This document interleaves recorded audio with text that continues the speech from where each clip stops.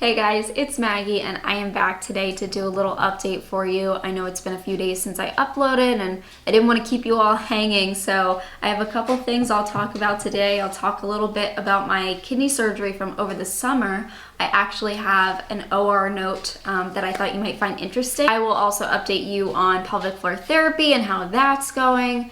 It is going great, by the way. But first, let's roll the intro.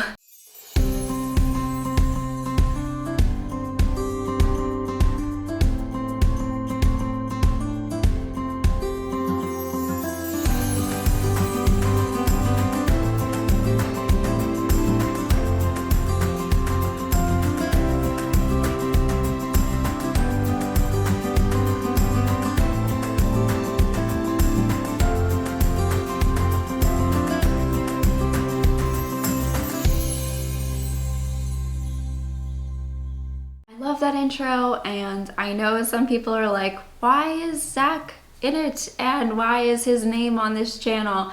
Zach is a big part of this channel, whether or not you see him in videos. He obviously supports me and is the one taking me to all of my appointments and helping me do a lot of the exercises and whatnot that you will hear about. But I love that intro, and that was just the greatest day, so I love seeing it every time.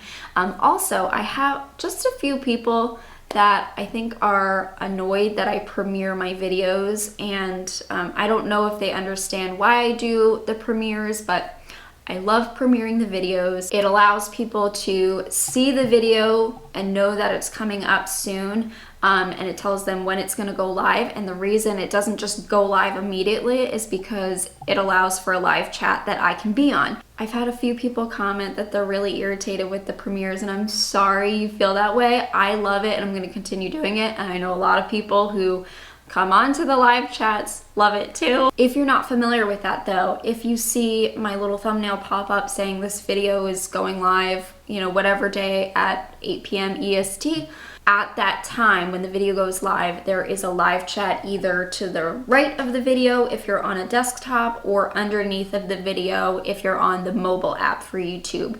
And I am usually on there. Most of the time I am on there chatting with everybody and saying hello. So if you're interested in that, there you go. Anyway, so let me give you the update on pelvic floor therapy. It's been going really well. We're working on a lot of exercises, or I think when I say exercises, people are confused because I talked a lot about things being really tight in there and maybe the muscles are working too hard.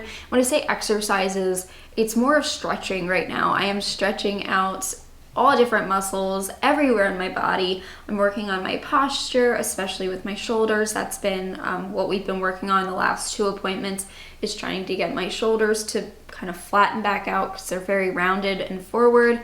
Probably because I've had so much abdominal surgery and I constantly lean forward to take pressure off of my wounds and whatnot. We have been working on the internal muscles that are super tight, and my PT thinks that they're probably, my vaginal muscles are probably very tight because it's overcompensating for the lack of rectum support. So working on that. I will be starting vaginal dilators soon, and I've had a few people question this, like, wait, if you're doing that, can you even have sex? And yes, I can. The whole point of the vaginal dilators is, I think, more so for me to calm things down in there, because I do experience pain, kind of like the muscles tensing up when they shouldn't be, because I am fearing pain. So I'm going to use the dilators to try and just get used to the feeling of something being there and it not being a threat. And I'm also using the dilators to reach certain muscles inside, to help massage them and kind of detensify them, I guess. I don't know. So yeah, that's that's what I'm doing the vaginal dilators for. I haven't started that yet, but I did order them. I ordered them from intimaterose.com because that's what my PT recommended. Yeah, that is what I will be using, and just gonna keep working on the different stretches. And I'm trying to get into a good pattern, making sure that I do them every day, but sometimes, you know, it's hard to get them done. Yes, that is what I'm doing with that. And then the other thing I thought you might be interested in is my PT requested surgical notes for both my proctocolectomy surgery and my pyeloplasty kidney surgery that I had this past summer. My colorectal surgeon just faxed them directly to her, so I don't have those, but my kidney surgeon mailed me the pyeloplasty surgery notes, and so I was able to read them, and I took a picture so I can tell you a little bit about them. But I know I told you guys there were a lot of adhesions. That's what my surgeon told me. He said you were just full of scar tissue, and so I cleared you out of it. But I thought I would read you some of this because it's like every other word feels like it says adhesions removed. Okay, so the end ileostomy was seen extending to the abdominal wall. A 5mm port was placed adjacent to the initial port, and some adhesions were taken down in the lower pelvis. Skipping ahead, dun, dun, dun. A number of adhesions were taken down laparoscopically with sharp dissection and a Kintner retractor. That sounds scary. I'm glad I was asleep for this, guys. Some adhesions of the small bowel were taken off of the anterior abdominal wall, and this allowed the robot to be docked. The end ileostomy was intact during the lysis of adhesions. The lower pole of the kidney could be seen in the right upper quadrant with sharp and blunt dissection. The kidney was carefully dissected out. During the dissection, the duodenum and the gallbladder were adherent to the kidney with adhesions, and these were taken down. Yeah, I was kind of filled with it. Essentially with that kidney, if you don't know what pyeloplasty is and you haven't seen my previous videos talking about it, my kidney and the tube, the ureter that comes down from it, was super narrow, right where it connected to the kidney. And apparently my kidney was kind of like tilted or kinked. It was like tilted in a way that kinked that tube. So they took out the narrow portion of that tube and then they stitched my kidney upward. And yeah, I wouldn't be surprised if those adhesions were the reason why that ureter got narrow and sort of cut off. I don't know why.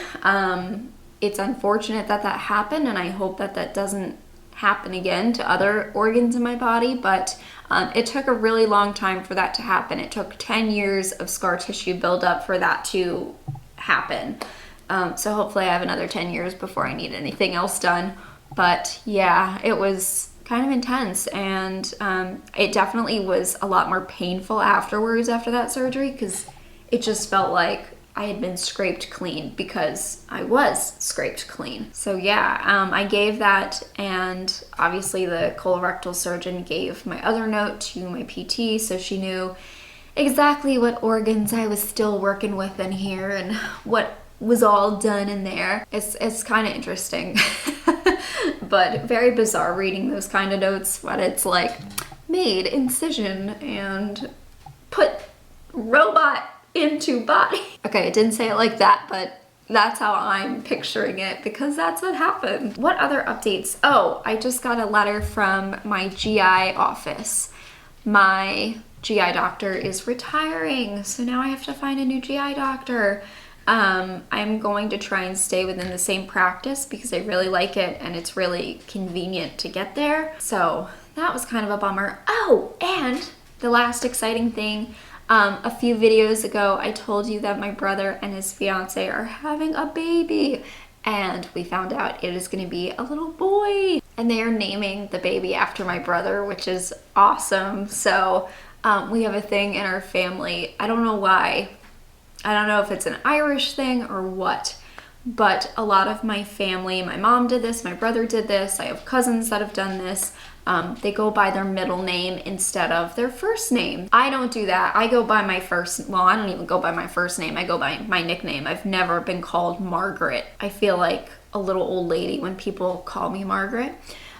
But a lot of people in my family go by their middle name. I'm curious if the baby will go by the middle name too. My brother's middle name is Patrick, so yeah, I'm just curious to see what they do about the first name. I don't know. what the name they go by, not the first name. If they go by the middle name or the first name, who knows? Let me know if any of you guys do that. I don't know why my family does that. It's like, it's the thing to do. Anyways, guys, I have blabbered enough. I am hoping to keep you updated on all the things that Zach and I are doing. We just aren't doing a ton right now. That's exciting, but I will definitely be sharing more about the pelvic floor therapy. I want to do videos that are just totally focused on that, and I'll put it in my pelvic floor therapy playlist. So if anybody's searching for info on that, they can find it there. This will not go into that because I feel like what I shared is not super helpful. It's just my experience. Anyway, guys, I hope that you are feeling good, and I will see you in the next. Bye.